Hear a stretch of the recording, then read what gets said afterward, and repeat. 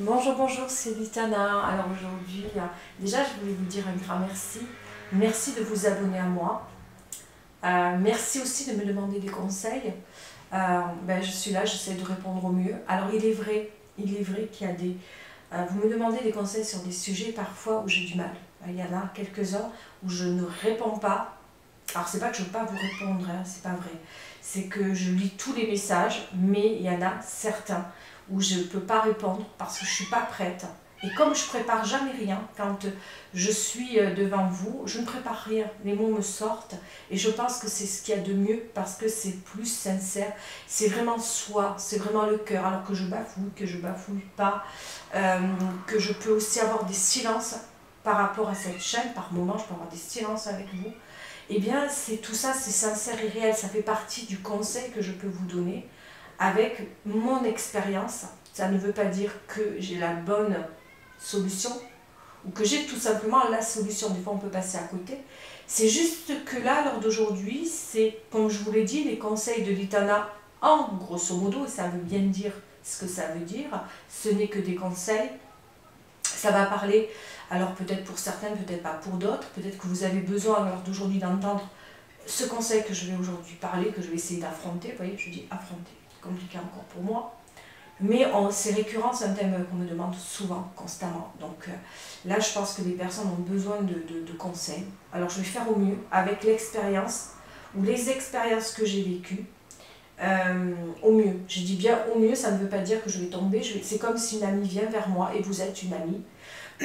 Un ami ou une amie et vous venez vers moi et vous me demandez, voilà, à l'heure d'aujourd'hui, j'ai mal et j'ai besoin de ce conseil. Comment toi tu agis au quotidien? Comment tu as ressenti ça? Comment, comment ça se... Voilà, on va aller voir ça. Le thème, et il n'est pas facile celui-là pour moi, le thème, hein, c'est la perte d'une personne chère. Comment on la vit alors que... complicaresse, hein, je ne vous le dis pas.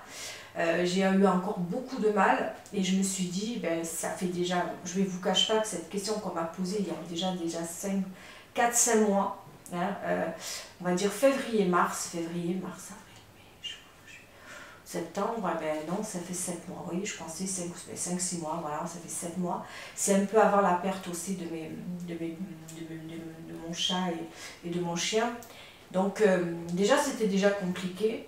Mais je vais essayer de dire au mieux et de manière avec le cœur, je vais vous parler. C'est pour ça qu'il faut laisser sans que l'ego rentre en piste, même si l'ego il en faut. Parce que des fois, on peut être un peu, vous voyez, contrôler ce qu'on va dire et j'essaie de dire les choses avec le cœur et non voilà, avec le reste. Bon, alors on va voir, hein, c'est comment je vais vous dire que ça va sortir. Donc on va parler du deuil. Alors pour moi, le deuil, c'est une perte. Alors je ne vais pas dire du deuil, moi je vais vous dire par rapport à ce que j'ai vécu. Je ne peux pas vous dire que j'ai vécu d'avoir perdu, je ne peux pas. Pour moi, pas tous les deuils sont identiques et pareils. Pas toute la perte est vécue de la même manière. On est tous différents. Encore là, retenez-le. Il y en a d'autres qui vont se remettre très vite par rapport à un deuil. D'autres vont mettre des années. Hein. On n'a pas à juger. Il y en a, je connais des personnes autour de moi, s'ils me reconnaissent, je leur fais un gros bonjour, qui sont toujours dans une forme de détresse, qui sont toujours dans la peine, alors qu'ils ont perdu un parent il y a plus de 8 ans, voire 10. Entre 8 et 10 ans, ça fait. Hein. Parce que j'ose pas toujours rentrer, et qui sont toujours, ces personnes-là, en dépression. Parce qu'elles se font soigner, parce qu'elles ont des maux, parce que ça ne va pas. Et elles me le disent, tu sais, voilà, c'est des personnes que je connais, que j'ai appris à connaître et qui sont toujours là-dedans, quoi. Et ils n'arrivent pas à s'en sortir. Ils sont frères et sœurs, ils n'arrivent pas à se sortir de cette peine. Je les salue s'ils m'entendent. Alors je ne vais pas rentrer sur eux parce qu'ils ne m'ont pas demandé sur ce sujet-là, mais je vais leur en parler parce qu'ils sont abonnés à moi. Je vais leur dire d'aller voir un petit peu, peut-être que ça peut les aiguiller. Même si j'ai essayé de leur donner des conseils, ils sont fermés. Et on ne peut pas. C'est vrai que quand on vit le deuil, on est fermé. Alors, pour certains, on va se fermer complètement. Pour d'autres, on va chercher des solutions. Moi, je ne peux pas dire que tous les deuils sont pareils. C'est pas vrai. On ne peut pas dire qu'un deuil d'un parent, ça va être le même que celui quand la perte d'un enfant ou que celui... Mais la souffrance, elle est là. Tout dépend comment on vit l'histoire avec cet autre-là. Moi, j'ai perdu un parent il y a 3 ans, et encore j'ai du mal à dire que je l'ai perdu parce que j'ai l'impression que cette personne est toujours présente avec moi. Même si à l'heure d'aujourd'hui, j'ai l'impression que voilà. Alors, qu'est-ce que je vais pouvoir dire? Vous voyez, je cherche les mots, c'est compliqué pour moi, mais c'est comme si vous me demandiez un conseil, et comme je le dis, je vais essayer de le refaire au mieux. Alors, comment j'ai vécu ce deuil? Alors, première des choses, sur l'instant, je m'y préparais parce que c'était d'une longue maladie. C'est une personne qui a décliné. Je ne vais pas dire une personne, j'ai du mal parce que c'est quelqu'un de très proche en plus. Ça, c'est pas une personne pour moi, ça représente un tout pour moi.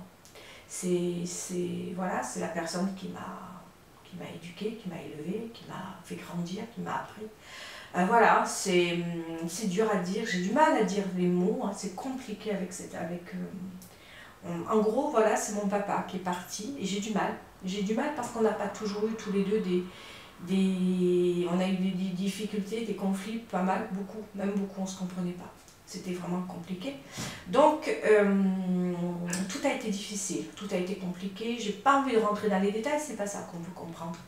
C'est comment je l'ai vécu, comment j'ai vécu ça. Alors je me sentais très forte, hein, parce que j'ai eu l'impression, quand je suis allée le voir, quand voilà, il commençait à être très très fatigué, quand ça allait plus, quand il a eu beaucoup de maladies, hein, puis entre les maladies, plus le cœur, finalement c'est la maladie qui l'a emporté. Ça a été très très très pénible, je l'ai vu à la fin.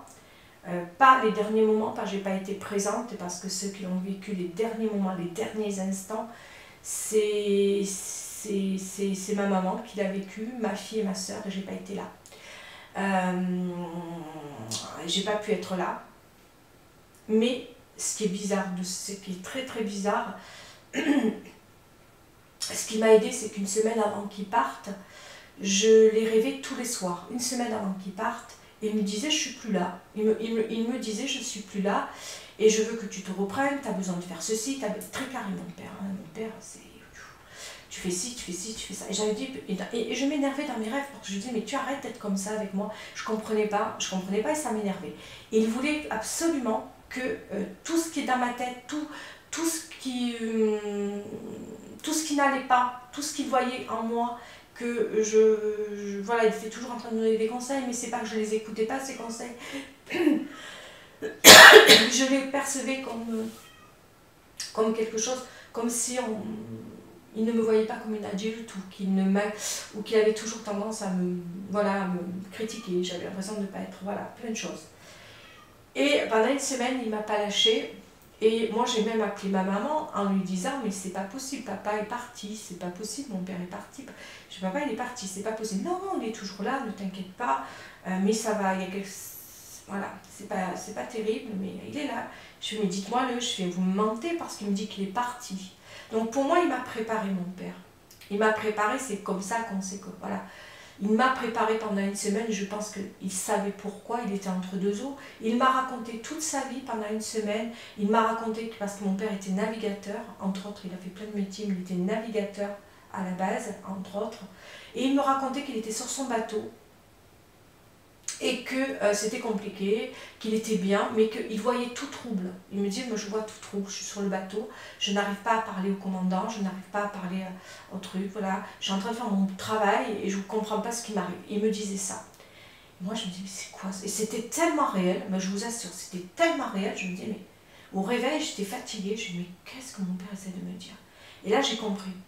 Je me suis dit, à mon avis, là, en haut dans le ciel, ils sont en train de lui préparer sa venue. Il était entre deux eaux. Et puis des fois, il était sur terre à Marseille. Hein, il me dit même pas. Il me dit voilà, je suis dans la maison. Je le voyais dans la maison. Et là encore, il trouvait plus sa place alors qu'il était à l'hôpital. Et là, j'ai compris. Je me suis dit, papa est entre deux eaux. Donc, s'il est entre deux eaux et que je le rêve, ça faisait une semaine que je le rêvais. Il est en train de me préparer. Donc, j'avais pas de peine. Il me dit, tu dois faire ça, tu dois faire ça, tu dois faire. Il avait toujours ce truc de vouloir. Alors, ces engueulements qu'on a eu tous les deux tout au long de notre vie, on était tous les deux tellement. On était vraiment têtus tous les deux, et moi j'ai jamais voulu céder non plus, vous savez, comme dirait Daniel Guichard, il était là dans ce fauteuil, et j'adore cette chanson, Il y a plein de chansons comme ça qui me ramènent à mon papa. Il y a une chanson aussi, il y a plein de chansons qui me ramènent à mon père. Et c'est compliqué. Et c'est vrai qu'avec lui, les je t'aime, je ne les ai jamais entendus, je les ai jamais... Voilà, j'ai vécu des choses très compliquées avec mon papa, donc la perte, je me suis dit, bon, ben, s'il part, il va partir. Et dans ma tête, j'étais tellement fermée par rapport aux émotions que je pouvais avoir, que je me suis dit, je ne ressentirai rien. Pourtant, j'avais de l'amour pour mon père, mais c'est dur de dire quand on a de l'amour pour une personne, quand ça ne va pas du tout avec la personne, que quand vous la voyez, ça rentre dans les conflits, et qu'on ne s'entend plus, et qu'on sait que ça reste notre parent, et qu'il est là, qu'il a été là pour nous, mais des fois, c'est tellement compliqué. L'amour entre parents, ou entre parents et enfants, ou entre parents et voilà, famille, peu importe, mais c'est notre histoire, et toutes les histoires ne sont pas les mêmes, donc ici, là, dans le cœur, cette souffrance, ce deuil qu'on va vivre ne va pas être du tout la même. Ce que je vis moi, je suis sûre que vous ne l'avez peut-être pas vécu. Pour d'autres, vous l'auront vécu encore de manière différente. Mais moi, je l'ai vécu de manière très conflictuelle. Donc quand il est parti, j'étais tranquille. Quand on m'a averti qu'il y a eu un décès, mon papa était parti à 6 h du matin, le téléphone sonne et j'ai compris. Hein. Moi, j'aime pas qu'on m'appelle à 6 h du matin, mais là, j'ai dit c'est bon, mon papa est parti. Il est plus là, il est plus là, il est plus là. Alors je me sentis forte parce que je me suis dit j'arrive à gérer, je gère, super, je suis forte, je vais pas pleurer pour autant, non, je pense que très forte Nathalie, très forte. Comme ça va pas, je vais surtout être là pour ma maman, je suis une épaule pour ma mère, une épaule pour ma famille, j'ai toujours été comme ça. Je vais protéger ma famille parce que je suis comme ça, je dois protéger ma famille, c'est essentiel. Je descends à Marseille, je cherche même pas à comprendre, je pars sans dessus-dessous, c'est toujours moi ça, tout feu tout flamme, hein, on y va, voilà. Oui, je suis celle qui va, le chevalier qui va sauver tout le monde, alors peut-être que je vais être sauvée moi en premier, mais bon. En attendant, j'ai joué le chevalier qui doit sauver tout le monde, donc j'arrive, je vois toute la famille, ouais, des gens qu'on ne voit pas toujours, hein, faut se le dire, on les voit une fois dans l'année et encore là ils viennent et te prennent dans les bras, tu sais pas pourquoi, tu te demandes s'ils sont, voilà, pourquoi ils sont là déjà. Et puis ceux qui devraient être là ne viennent pas non plus, tu te dis, ben c'est bizarre parce que mon papa il a été là à tous les deuils qu'il y a eu, il a toujours été là, il a même versé la larme parce que mon père c'était quelqu'un qui était très sincère, très authentique, brut de pomme, beaucoup de caractère, mais beaucoup d'amour, beaucoup de générosité. S'il aurait pu aider son prochain, il donnait même sa chemise, il aurait pu le faire. Mais par contre, il n'y a jamais eu de retour dans la famille de mon père. Et je me suis dit, mais mon père sourirait, mais c'est pas grave. On arrive même jusqu'au je vous raconte, jusqu'au cercueil, vous voyez, je vous raconte un peu mon histoire. Et bien là aussi, je ne pleure pas parce que je suis très forte, vous voyez, c'est pour vous montrer à quel point je suis forte. Moi, ça ne me fait pas, ça ne me touche pas. Je vois mon papa, je lui dis au revoir parce que je dois lui dire au revoir. Et je me vois parce que je ne suis pas moi-même. Je vois que je suis plus spectateur qu'acteur des choses. Et au dernier moment où on va faire la prière, parce que mon père, il a voulu... il n'a pas voulu rentrer dans la terre, il a voulu qu'on brûle, voilà, enfin je ne sais plus comment, à l'incinération. Donc là, ce moment-là, où vous voyez ce cercueil partir devant votre... Et qu'on vous dit, vous ne pouvez pas aller voir l'incinération, et qu'on vous dit, c'est comme ça, vous ne pouvez pas, le cercueil qui part, et là je m'écroule. Et là je peux vous dire, je me suis écroulée, hein, je me suis écroulée, mais alors j'ai presque crié dans la salle, parce que je ne comprenais pas. Très compliqué de revenir en arrière, parce que je le fais vraiment pour vous, parce que c'est compliqué pour moi. Et là, je me sens perdue et je me dis, mais qu'est-ce qui m'arrive? En fait, cette figure paternelle, cette figure qui m'a élevée, qui m'a éduquée, qui m'a tout appris, et quand j'étais réellement perdue, j'allais le voir, parce que c'est un peu ça, hein. Quand on est perdu, je dis bien vraiment, au dernier truc, j'allais le voir, lui demander des fois des conseils, où il me répondait à sa manière, toujours par des symboliques, alors je réponds. Et à ce moment-là, je me dis, qui va être l'homme de la maison? Parce que c'est lui, la figure paternelle, il a toujours été là. Il a eu les épaules.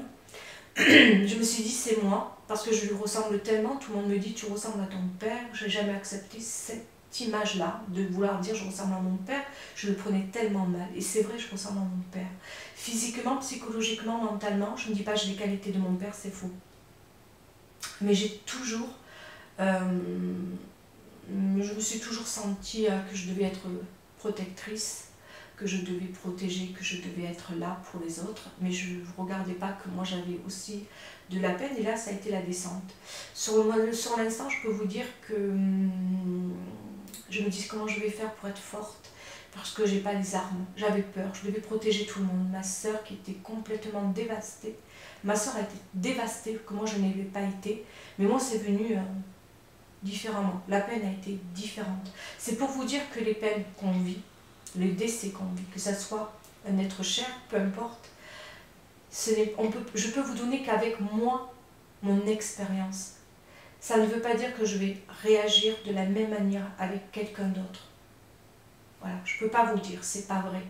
C'est pas vrai parce que cette peine que j'ai eue, cette peine que j'ai ressentie, cette peine que j'ai toujours, il m'accompagne. Mais la force que j'ai eu, la chance, je dis bien c'est une chance, c'est ce qui m'a sauvée, c'est mon père. Vous allez me dire, mais Litana, qu'est-ce que tu es en train de nous dire? À partir de là, mon éveil spirituel a commencé. Mon père a toujours voulu que je fasse, que je devienne voyante, que je devienne, parce que je lui faisais les cartes quand ça n'allait pas, je le conseillais, et moi je ne me sentais pas du tout à la hauteur. Je me disais toujours, mais papa, t'es là, tu me donnes, mais fais ça. Il m'a toujours voulu que ça. Il me l'a dit, hein, mais mon père avait cette clairvoyance que je n'avais pas. Il avait confiance, alors qu'il ne m'a jamais dit je t'aime, il ne m'a jamais dit, il était toujours un petit peu comme ça, assez dur. Donc c'est difficile quand on va dans une famille. Je me sentis, je ne me cache pas, plus d'une fois rejetée. Hein. Et c'est dur de parler d'amour comme ça, c'est compliqué. Mais ça ne veut pas dire que je n'aimais pas mon père, ça ne veut pas dire qu'il ne m'aimait pas. Mais mon père m'a plus aidé, je le dis encore, ça va être très paradoxal, il ne faut pas m'en vouloir. Depuis qu'il est parti, je le ressens plus que jamais. Et ça, je le dis, je le ressens plus que jamais. C'est lui qui m'a amené là où je suis aujourd'hui. Et ça, je le sais. Je le sais parce que j'aurais jamais fait le quart du chemin s'il aurait été vivant. D'abord, je ne sentais pas la force. Vous savez, la force, des fois, quand on sait ses limites, on les connaît, ses limites. Mais quand on sait qu'on est poussé, comme si on était quelque part, c'est comme si on se posait quelque part et quelqu'un vous emmène là où vous devez aller, sans que vous bougez, sans que vous fassiez pas trop d'efforts. Et en même temps, plein de portes se sont ouvertes et j'ai vu plein de choses. Et j'ai senti mon père qui ne m'a jamais lâché jusqu'à moi. Je pense qu'à mon chemin de vie, je pense qu'il y a encore beaucoup de choses à apprendre, même si à l'heure d'aujourd'hui, il fait sa petite vie en haut. Du moins, c'est comme ça que je le vois, parce que je sens que c'est quelqu'un de très occupé, je ne l'ai plus beaucoup avec moi, et je le ressens ainsi. Ainsi, c'est comme s'il m'avait lâché, et ça fait très mal aussi, parce que je me suis tellement habituée à mon père pendant ces 3 ans où il est parti, parce que j'ai jamais été autant aussi proche, qu'à l'heure d'aujourd'hui, il n'est plus là, et il est de temps en temps, et ça me fait mal, parce que des fois j'ai besoin, et je sais que à l'heure d'aujourd'hui, j'ai autre chose, j'ai quelqu'un d'autre qui est à mes côtés, et des fois je suis un peu perdue à l'heure d'aujourd'hui, parfois, mais j'ai compris qu'il a peut-être des choses à faire ailleurs. Là, cette peine-là que j'ai eue, je ne l'ai pas eue de suite. Ça a été tous les soirs, j'ai beaucoup pleuré. Beaucoup pleuré. Mais il était là, il était présent et j'ai ressenti ça. J'ai tout ressenti. C'est bizarre, comme si pour la première fois, j'avais plein de sentiments nouveaux vis-à-vis de mon père. Comme si j'étais allégée d'un fardeau. Comme si tous les deux on se parlait de cœur à cœur. C'est très important. Quand une personne décède, c'est de se parler cœur à cœur. Ne croyez pas parce que la personne est partie au ciel qu'elle ne vous entend pas, qu'elle ne vous voit pas. Hein? Alors je sais qu'on est tous différents, hein, parce qu'il y en a qui on a notre propre foi, d'autres vont être athées, d'autres vont dire qu'au ciel il n'y a plus rien. Mais dites-vous une chose, ce qui m'a aidé, qu'on ait la foi ou pas. Et ça, c'est ce que j'ai dit à des personnes qui ont beaucoup de peine et ils se reconnaîtront, Je leur dis une chose, est-ce que tu crois, est-ce que vous croyez, parce qu'ils sont frères et sœurs, hein, que le fait est que votre parent qui est parti, qui est au ciel, et ils ont du mal à s'en remettre, et je l'ai dit aussi à ma sœur, parce qu'elle a du mal aussi, est-ce que c'est ce qu'ils souhaitent, c'est ce qu'ils veulent? Est-ce que la personne qui t'a aimé, qui t'a éduqué, qui t'a élevé, tu penses que c'est ce qu'elle veut, que tu sois malheureuse, ou au contraire, elle veut que tu sois heureuse, qu'elle soit en haut ou pas, hein? Qu'il y ait une suite en haut, parce qu'on a la foi, ou qu'on se dise tout s'arrête là sur terre, mais vous pensez quoi? Que la personne elle a envie, que vous souffrez, que vous ayez mal, Non. Moi, je l'ai dit à mes enfants, tôt ou tard, je partirai, ça je le sais, c'est normal, c'est la suite logique, et je dis bien, si la suite logique, et je l'espère de tout mon être. Mais si les choses se font dans l'ordre des choses, je dis bien si, je parle toujours au conditionnel. Qu'est-ce que je veux, moi, pour mes enfants? Je veux qu'ils avancent, je veux qu'ils soient bien, je veux qu'ils vivent leur vie. Et moi, de temps en temps, si je peux, je leur enverrai des petits trucs comme dire, je suis là, je vous aime, je vous regarde, je vous envoie plein d'amour. Mais ne me retenez pas, ne pleurez pas, ne me retenez pas. Je leur ai dit, hein, si un jour je pars, je dois partir, habillez-vous en blanc, je ne veux pas du noir, je veux en blanc. Moi, le noir, j'aime cette couleur-là parce que je me suis longtemps habillée en noir. Alors d'aujourd'hui, j'ai dit, ne faites pas comme les autres, habillez-vous en blanc. Je pars parce que je dois partir, j'ai fait mon temps ici. Quand l'heure est arrivée, c'est qu'il y en a d'autres qui doivent arriver après moi. Que ce soit dans ma famille ou des personnes qui ne sont pas de ma famille, j'ai fait mon temps. Et oui, j'ai fait mon temps, je me dis. J'ai vécu, j'ai cette chance d'être venue sur cette terre. Vous imaginez tous les spermatozoïdes pour arriver à ce qu'on arrive. C'est déjà, on peut dire, alors je ne vais pas parler dans le terme, vous savez, de vous expliquer comment on fait, vous savez, je vais vous dire simplement qu'on a la chance d'être sur terre. On a la chance de venir, hein, parce que, vous savez, des fois, par rapport à tout ça, au terme scientifique, je ne parle pas, je ne connais rien. Mais je sais que c'est compliqué pour qu'on arrive jusqu'ici. Quand on est sur cette terre, on a quelque chose à vivre. Et puis après, on doit partir, on doit laisser la place aux autres. Mon père disait toujours, il faut à un moment donné laisser la place aux autres. Que ce soit dans la famille ou autre, peut-être qu'il y a quelqu'un qui va venir prendre ta place un jour. Je ne dis pas que prendre ta place, c'est pas prendre la place. C'est juste qu'elle doit prendre sa place. Et quand j'ai fini de vivre ce que j'ai à vivre sur terre, je dois partir. Je l'ai toujours dit à mes enfants. Ne vous habillez pas en noir, je ne veux pas. Alors pour d'autres, le noir, c'est ce qu'il faut. Moi, je veux qu'on soit bien blanc. Moi, j'ai pas envie de noir. Moi, je veux pas... J'ai dit, en plus, je veux qu'on prenne des ballons. Moi, je veux qu'on les lance sur... J'ai toujours été enfantine. J'ai toujours été à la fois très responsable. Je suis un paradoxe. Soyez le paradoxe de la fin de ma vie. Je veux un paradoxe. Alors que vous avez envie de pleurer, oui, pleurez pendant un jour, ça voudra dire que vous m'aimez. Oui, pleurez. Mais après, vous vous relevez. Vous vous dites, maman, elle ne veut pas ça. Je fais des vidéos. Pourquoi je fais des vidéos? Parce que je me dis, ça sera peut-être ce que je vous offrirai plus tard. On parle de choses comme ça. Mais c'est de se dire ça, parce qu'il faut préparer aussi ceux qui sont derrière nous. Parce qu'on n'est pas là pour toute une vie, on ne sait pas, on peut mourir dans un accident, on peut mourir d'une maladie, on peut mourir avant, trop tôt peut-être parfois, ou peut-être très tard. Voilà. Et pareil avec mes enfants, on parle de ça. Évidemment que l'amour, j'ai perdu mon père, c'est pas la même chose que si je perdais mes enfants, c'est pas la même chose si je perdrais ma mère, parce que je suis très proche de ma mère. Ma grand-mère me manque énormément, alors que voilà, elle a perdu toute sa tête, ma grand-mère. Je sais que c'est plus pour moi vraiment elle, mais je lui parle. Des fois, elle se souvient plus de moi. C'est pas grave, c'est pas grave. Mais voilà, je lui parle dans mon cœur, parce que quand je l'appelle, elle est capable de me raccrocher, parce qu'elle me raccroche souvent. Donc, j'appelle plus ma grand-mère, je lui parle en connexion. Je parle à la personne qui était là, qui était bien présente, et je sais qu'une partie d'elle est en haut et qu'une partie d'elle est toujours en bas. Je pense qu'elle est entre deux eaux et que pour l'instant, c'est pas l'heure qu'elle monte. Je me fais de ma petite histoire. Eh bien, pour ceux qui vivent, pour revenir maintenant, j'essaie de raconter mon histoire peut-être pour vous expliquer. Peut-être que je n'emploie pas les bons mots parce que ça a été compliqué pour moi de faire cette vidéo-là. Mais le deuil, c'est propre à chacun. Ensuite, j'ai regardé aussi beaucoup, parce que moi j'adore le Pagnol. Pagnol, pour moi, c'est une leçon de vie. Bon, c'est pas qu'une leçon de vie, mais il y a des mots dans les films de Pagnol, surtout dans la trilogie, il y a plein de films sur Pagnol. Il y a toujours quelque chose.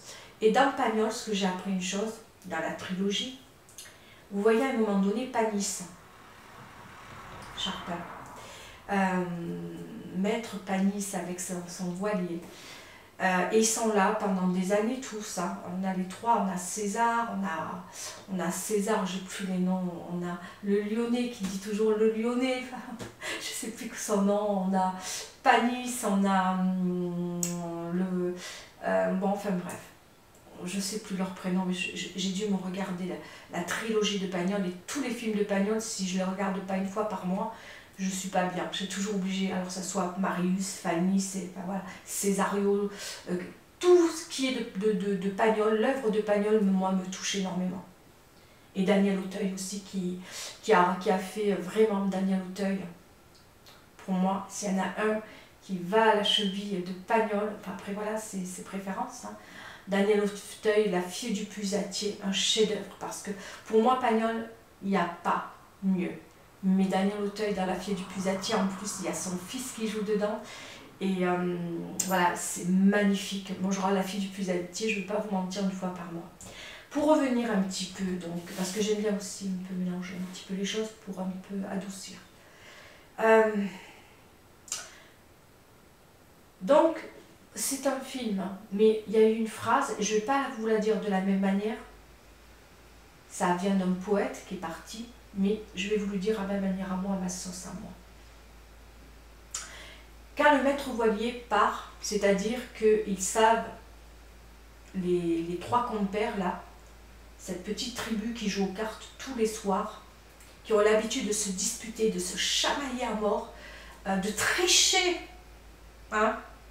Tu me fends le cœur, d'où la sacrée, cette petite phrase, tu me fends le cœur. Et là, vous les voyez en pleine dispute et vous voyez au bout de 20 ans, évidemment, plus tard, 20 ans plus tard, où il se passe ce qui doit se passer, qu'il y en a un des compères qui doit partir, pas un des compères, mais un des amis qui doit partir. Et ils vont jusqu'à l'enterrement, ils font tout ce qu'il y a à faire, et puis, et là, il y a Rému qui dit ça, une phrase, il dit, il est mort. Ils jouent aux cartes comme ça, ils mettent les cartes, parce que la table, elle est ronde, et chacun a sa place. Et ils mettent les cartes pour chacun, ils rigolent entre eux. Et d'un coup, il lui dit, et toi, qu'est-ce que tu dirais? Et toi, il est libre, il n'y a plus rien, il n'est plus là, la chaise est vide. La chaise est vide, c'est là qu'on s'aperçoit, et c'est là que le Lyonnais reprend, je ne sais plus comment il s'appelle, purée. Il dit, alors on a Rému qui dit, et oui, il est mort. Mais c'est avec tellement de...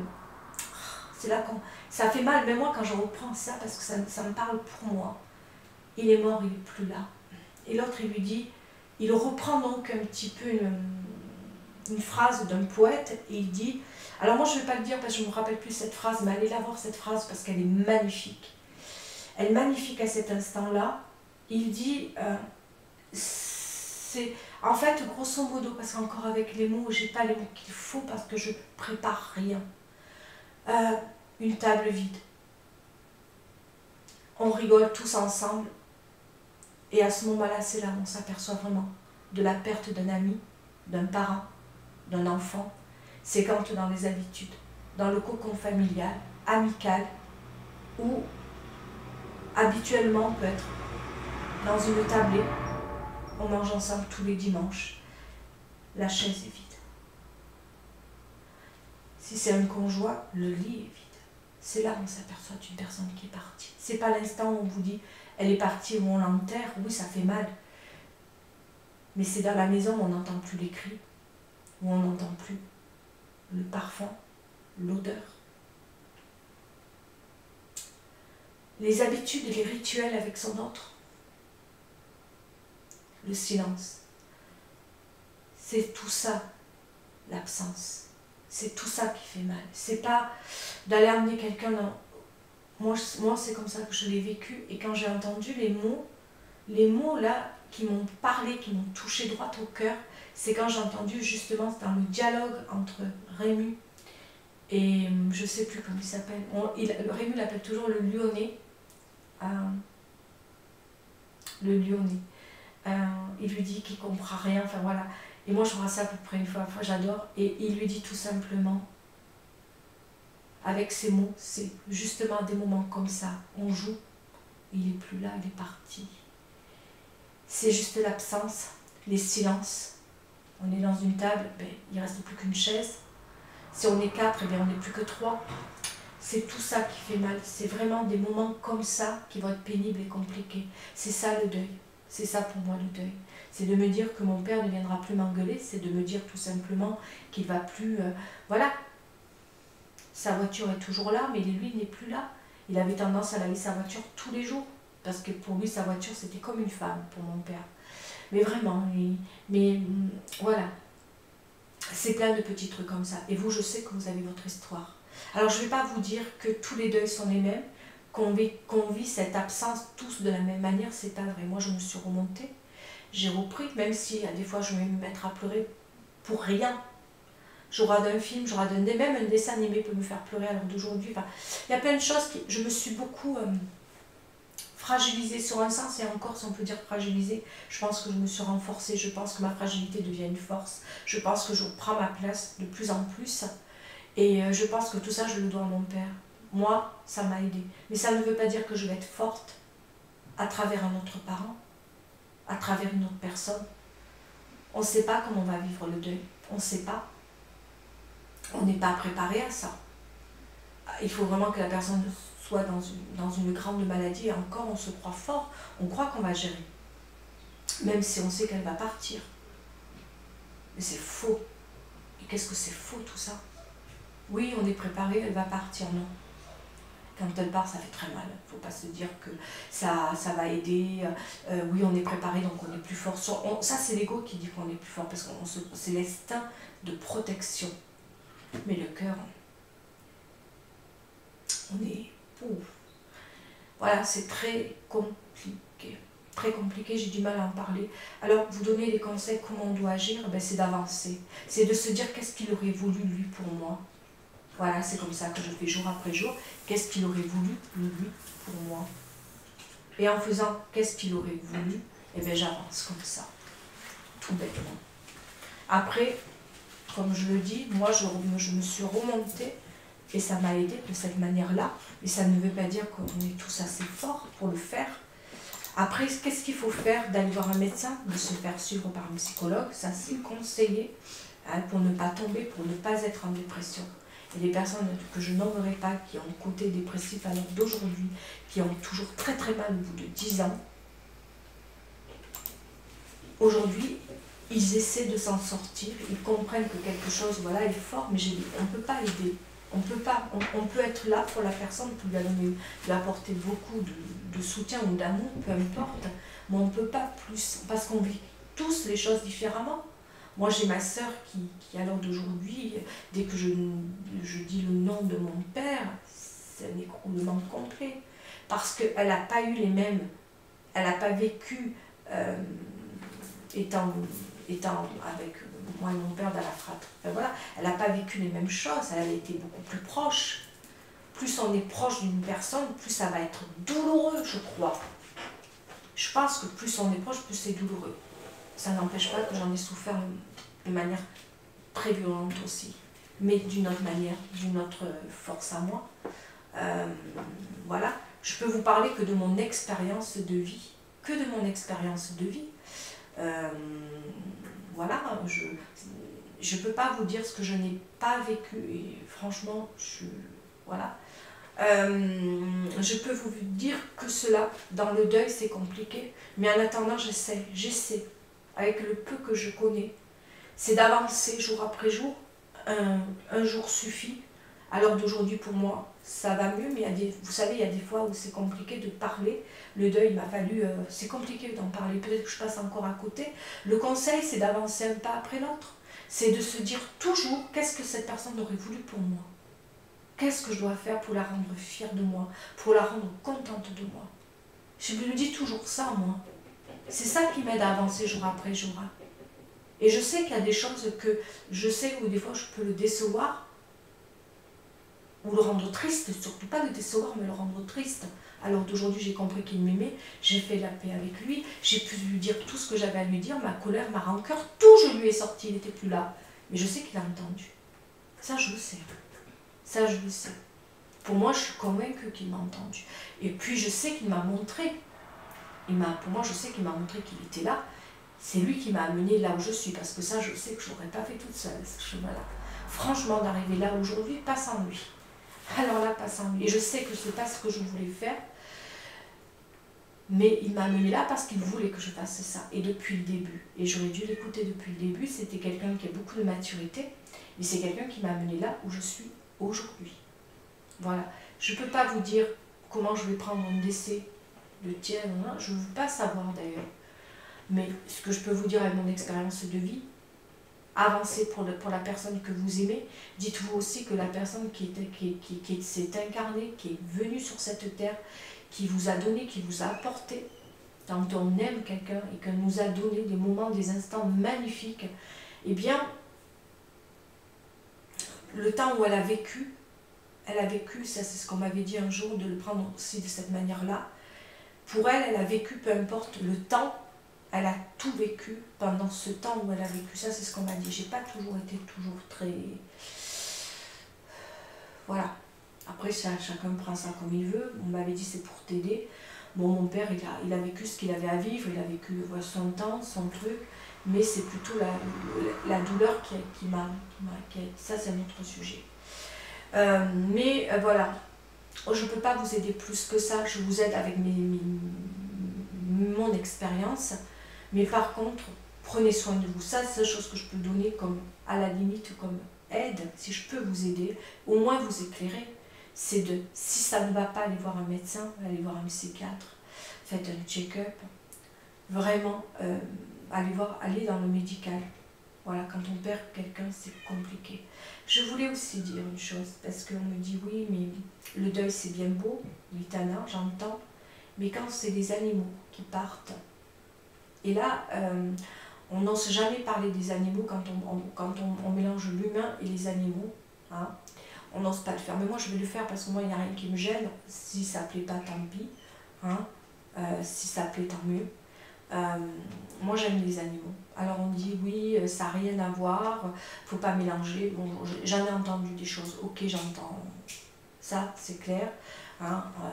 Mais on doit leur laisser une place aussi à ces animaux, parce qu'on a des animaux, on leur laisse pas de place, ils n'existent pas, ils sont la troisième roue de la charrette. Non, je suis pas d'accord. Alors moi je préférerais quelqu'un qui n'aime pas les animaux mais qui les respecte, que quelqu'un qui se dit aimer les animaux et qui quelque part les traite mal. De ça les ambiances, mais je pense que c'est réellement ça. Moi j'aime les animaux, et il y en a beaucoup aussi qui ont perdu des animaux récemment, qui en ont perdu il y a peu de temps ou un peu plus longtemps. Un animal, il vous donne tout. Lui, il n'a pas la conscience du mal et du bien, il ne sait pas.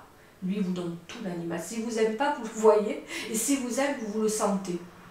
Mais un animal, il ne peut pas se défendre contre l'humain.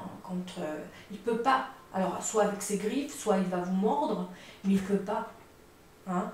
Nous, on est là, à la limite, quand on prend un animal, on est responsable de lui, on est responsable de l'aimer.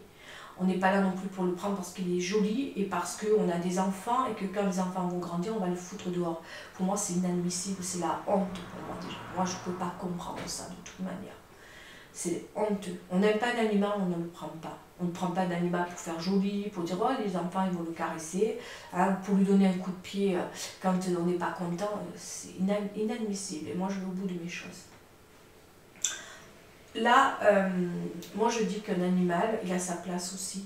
Parce qu'il est là, vous savez, des fois, j'ai connu une personne qui est très proche de moi, qui est partie d'une grande maladie, d'une grosse maladie.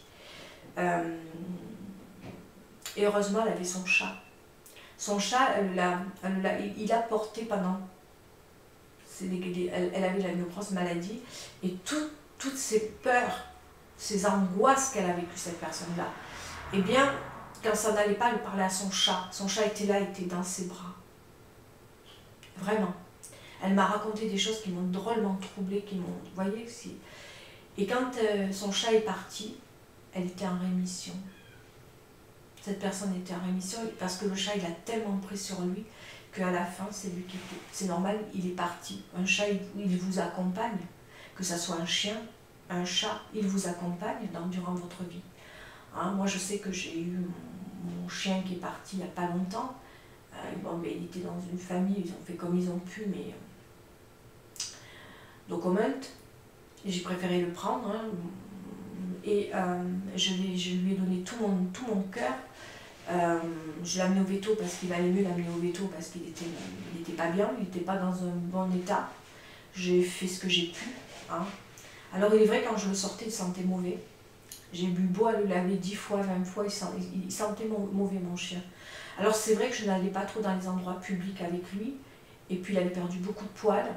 Alors Les gens qui le croisaient le regardaient un petit peu comme si c'était... il est pas beau, il sent pas bon. On me disait toujours ça, il est pas beau, il sent pas bon. Ça fait mal, hein, parce que le chien, on dit que c'est un chien, mais il ressent tout. Il sent qu'on parle de lui pas forcément bien.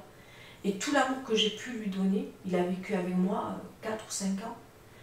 Il est parti comme ça, je ne m'y attendais pas, je l'amène pour un vaccin et puis pour un vaccin il décède. Alors qu'il n'a pas eu son vaccin, il était en train de mourir tranquillement, je ne savais même pas que je perdais mon chien. Là je peux vous dire que ça a été une épreuve aussi, une épreuve douloureuse parce que moi j'ai dit mais Max qu'est-ce qui t'arrive, t'es fatigué? Et puis je dis tiens on va faire tes vaccins, on va t'amener comme ça, on va te vacciner, t'as pas eu ton vaccin, on va t'amener au veto quand même. Puis il me regarde et je sentais qu'il me disait quelque chose, il avait toujours les yeux tristes mon chien. Et je l'amène au veto, je dis à mon compagnon, je fais amène-le au veto, moi je rentre dans la voiture et puis il me regarde encore. Et quelque chose m'a dit, et là je peux même pas vous dire pourquoi, retourne-toi, retourne-toi. Je me suis même pas retournée. Et là, je peux dire que c'est douloureux aussi. Compliqué. Parce que c'est récent, hein, c'est pour ça. Et là, on m'appelle, le téléphone sonne, mon compagnon m'appelle et puis il me dit, il est en train de mourir. J'allais pour un vaccin. Et on m'annonce, mon chien est en train de mourir.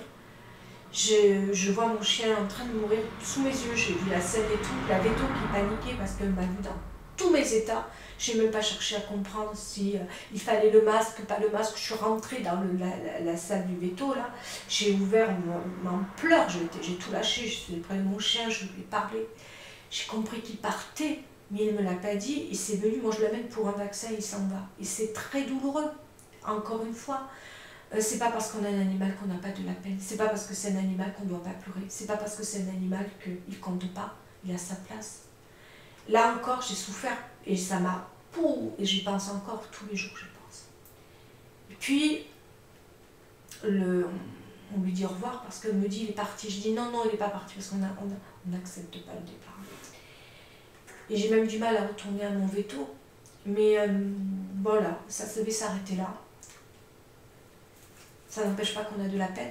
Mais en attendant, j'ai pleuré. Je peux vous dire, j'ai pleuré pendant une semaine, ça a été compliqué. Parce que quoi, il avait son fauteuil, il venait dans mon lit. Alors je ne vous dis pas comment il prenait la place, il montait dans le lit, boum, il s'allongeait. Puis ça sentait pas toujours bon. J'osais pas faire venir de la famille à la maison parce qu'il fallait ouvrir les volets, les fenêtres. C'est lui qui prenait. J'ai dit, mais je sais pas d'où il a ces mauvaises odeurs, Pusher. Il est très balai sur lui, Pusher, ces mauvaises odeurs. Et j'osais pas parce que quand j'étais dehors ou que je croisais quelqu'un, heureusement que moi je suis dans les bois, mais les gens comprennent. Heureusement, ce quand les animaux comprennent, c'est ce qu'on pas des animaux qui comprennent pas. Et mon chien avait tendance à avoir une odeur sur lui sacrément forte. Et voilà, je sais, je lui ai donné tout l'amour. J'ai pleuré, puis ma mère m'a dit, ne pleure pas. Grâce à toi, elle m'a dit, grâce à toi. Alors je m'en fous que mon ego grandisse, qu'il grossisse. Ton chien, il a vécu ses plus belles années qui lui restaient. Et ça m'a galvanisé, ça m'a... Waouh. C'est vraiment... Et là, vous savez, quand on devient enfant, quand on perd quelqu'un, il n'y a plus l'adulte qui est là parfois, c'est l'enfant qui est là. Peu importe comment vous vivez une situation de décès, ça peut être... mais c'est toujours là. J'ai perdu mon chat encore récemment. On peut parler de Tarzan. Et vous l'avez connu, vous l'avez vu. Tarzan, pareil. Tout allait très bien. On se passe un film. Et là, on est avec ma fille, ma mère, moi. On est en famille. Et j'ai mes chats qui sont allongés, qui font les beaux. Et lui, il faisait le beau, Tarzan. Je peux vous le dire, il faisait le beau. Comme ça. Vous savez comment il était. Il s'impose de partout. Il montre qu'il est là.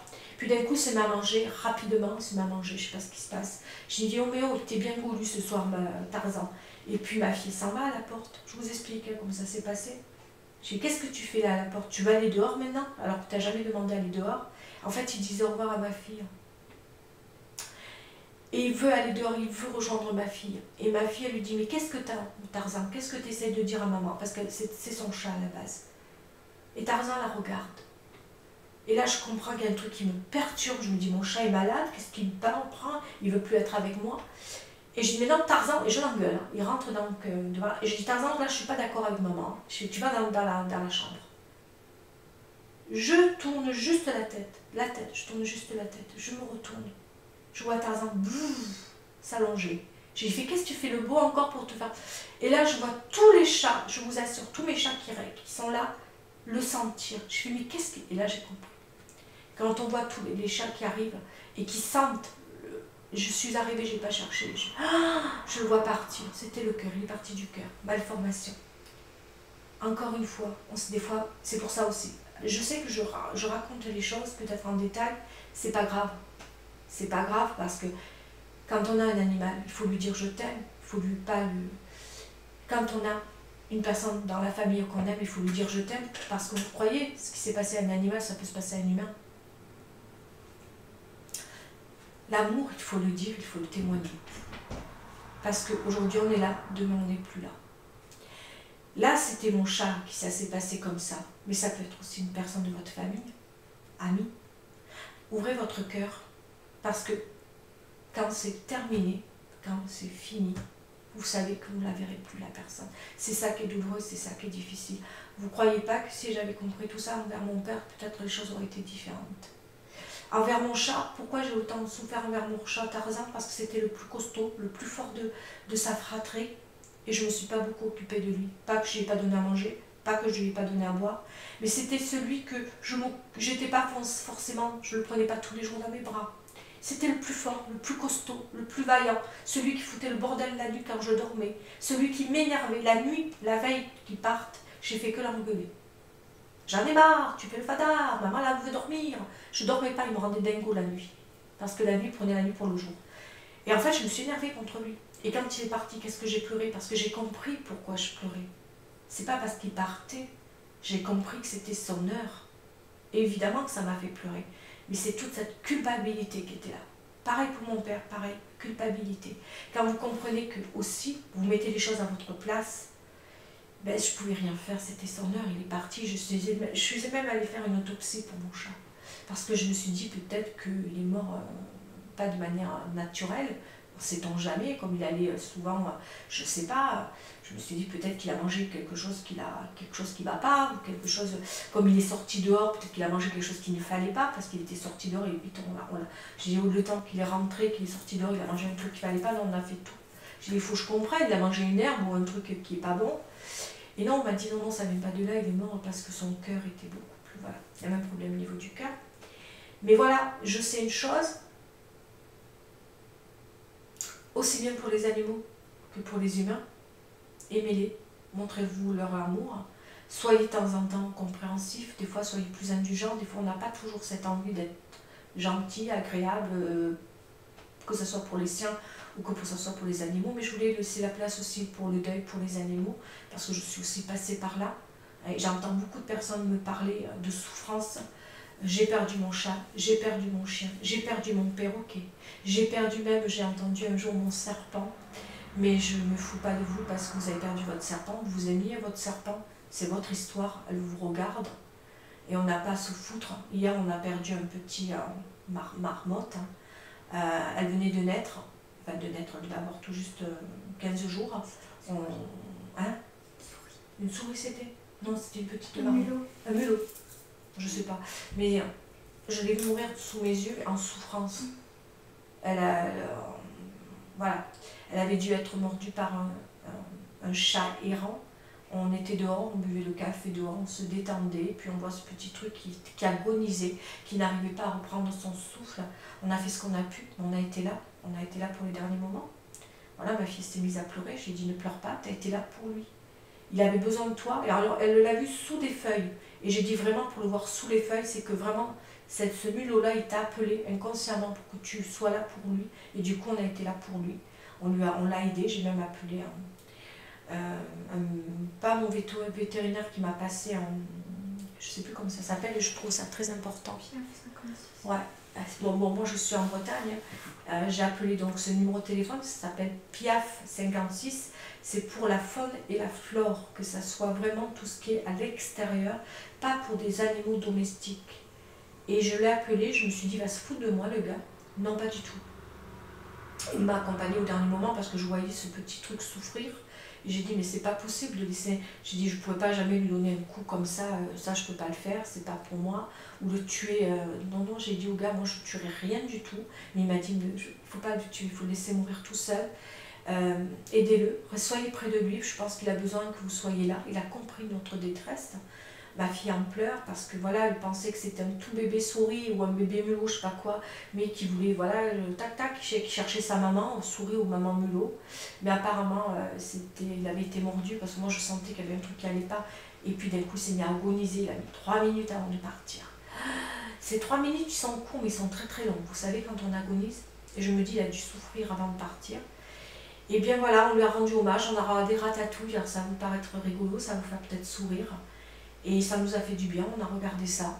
On est très simple dans la famille, on ne cherche pas à... Et c'est pour vous dire qu'il n'y a pas de petite espèce d'animaux. Il n'y a pas de petit être qu'on ne doit pas regarder, faire attention. Tout ce qui vit, je dis bien tout ce qui vit, on doit marquer un temps d'attention. On ne doit pas détourner le regard. C'est très important de jamais détourner le regard. Que ce soit pour une personne malade, une personne qu'on rencontre qui a besoin d'aide, on ne doit jamais détourner le regard, c'est très important, il ne faut pas le détourner. Parfois on en a envie parce qu'on se dit là, ça fait trop mal, ou alors on ne sait pas quoi faire, on peut se dire cette personne va nous prendre trop de temps, mais il faut essayer de ne pas détourner le regard. Je sais que l'ego est là, moi mon ego des fois il est là. Hier soir j'ai failli détourner le regard de ce mulot, je ne le cache pas, parce que je me suis dit, mes chats, s'ils rentrent chez moi, ce mulot, mes chats vont le bouffer, le gorger, j'ai peur qu'ils donnent des maladies à mes animaux, j'ai peur de ça, avec tous les deuils que j'ai vécu là ces derniers temps, j'en ai ras-le-bol, quoi. Et après, je me suis dit, non, il faut que tu restes parce qu'il a besoin de toi. On n'a pas fait cette rencontre pour rien. Je me suis dit, la première des choses que je veux faire, c'est lui sauver la vie, si je peux, et après qu'il retourne dans sa faune, non, dans sa flore, faune ou flore, on dit. Oui. Bon, bref. La faune. La faune, voilà. Non. Ouais, ben, dehors, quoi. Il retourne dehors, mais le sauver déjà. Le sauver et le nourrir, si je pouvais. J'aurais fait ça volontiers. Voilà, déjà, j'aurais fait ça. Et puis qu'il repart dans son état naturel. Voilà. J'espère avoir fait le tour. Je ne sais pas si je vous ai convaincu. Je ne sais pas si je vous ai aidé. Je ne sais pas si j'ai pu vous éclairer. Je ne sais pas, peut-être que je me suis aidée moi toute seule aujourd'hui. Je ne sais pas. Vous voyez, je suis vraiment, c'est la première vidéo où je suis vraiment plutôt perdue. Parce que j'ai envie d'être là pour vous. Et j'espère ne pas passer à côté. Si à un moment donné je me suis un peu énervée, c'est parce que je suis à vif par rapport à tout ce qui est... quand on parle des animaux et que je vois tellement de choses qui sont... Des gens qui peuvent être maltraitants, c'est quelque chose qui me révolte. Voilà, la maltraitance des animaux me révolte. C'est quelque chose que je ne peux pas comprendre. Voilà. À la limite, je comprends très bien, moi, des gens qui n'aiment pas les animaux, hein, mais qui les respectent, qui ne vont pas les prendre, qui ne vont pas les frapper, les maltraiter. Ça, c'est un truc que je ne pourrais pas comprendre. Voilà. Je vais m'arrêter là. J'ai parlé un peu des animaux, j'ai parlé de mon histoire. J'espère que ça va pouvoir vous servir. Chaque histoire est différente, chaque douleur est différente. La seule chose que je peux vous dire par rapport à la douleur, peu importe laquelle que vous vivez, parce que la douleur ne peut ne pas être toujours la même si c'est un parent, un enfant, c'est évidemment pas la même. Et je ne peux même pas vous. Mais surtout, allez vous faire aider. Franchement, allez vous faire aider si vous ne pouvez pas vous en sortir. Allez vous faire aider. Ne restez pas dans la maison avec vos pleurs. Ne restez pas seul. Ne restez pas isolé. Ça, c'est un conseil. Parlez-en. Il faut en parler. Vraiment, allez voir des professionnels pour ça. Je pense que quand on en arrive à un point où on peut aller dans une détresse, dans une dépression, il ne faut pas en arriver là, surtout pas, et vous faire aider. N'ayez pas peur de pleurer. N'ayez pas peur de pleurer, ça aide énormément. Voilà, et parler, évacuer. Ça, c'est les conseils que je peux vous donner. Quand on a la peine, quand on vit un deuil, lâchez tout. Je parle, voilà, d'une perte, parce qu'après le deuil, on peut aussi parler autre chose. Une perte, et vraiment, après, je ne saurais pas quoi vous aider davantage. Vraiment, je ne peux pas vous aider plus que ça. Je ne sais pas, ça me touche énormément en même temps, et c'est encore pour moi compliqué. Peut-être que j'ai aussi encore des choses à comprendre. Voilà. On n'est pas tout, on n'est pas à l'abri de ça. On n'est pas à l'abri de ça et voilà, c'est. En tout cas, je vous envoie de gros bisous et surtout prenez soin.